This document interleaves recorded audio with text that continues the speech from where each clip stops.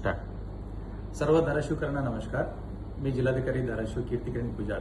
मागच्या 2-3 दिवसापासून आपल्या जिल्ह्यामध्ये पेट्रोल पंपवर गर्दीची काही इन्सिडेंट्स तसेच काही पेट्रोल पंपमध्ये डिझेल विशेषतः याचे इंधन संपल्याची गोष्टी आमच्यासमोर आली होती आणि याचा आपण आढावा घेतला असता सलग सुट्टीचे दिवस पण होती.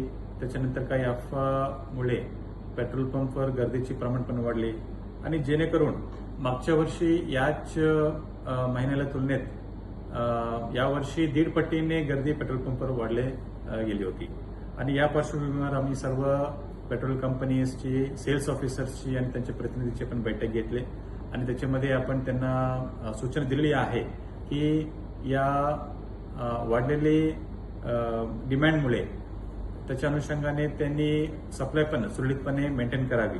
त्यासाठी त्यांच्या सर्व्हर पण त्यांच्या प्लांट्स आहे त्या अतिरिक्त 2 ते 3 तास एक्स्ट्रा चालवून ते पेट्रोल आणि डिझेल पुरवतात आणि याच धर्तीवर आपण पुन्हा आमच्या सर्व तहसील कार्यालयामध्ये सर्व आमच्या पुरवठा पथकाला पण आपण तैनात केलेली आहे.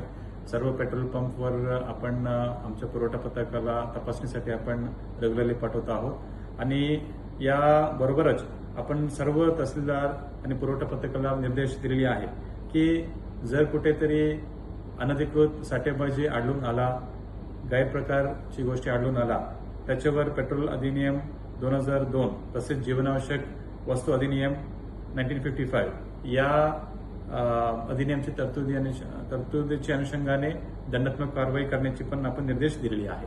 सो त्यामुळे आपण सर्व नागरिकांना आवाहन करू इच्छितो, आपण कुठल्याही अफवावर आपण विश्वास ठेवू नये. आपल्याकडे पुरेशी इंधन साठा आहे. वरून पण आपलं सोलापूर डिपोवरून पण पुरेशी इंधन साठा आम्हाला उपलब्ध होत आहे.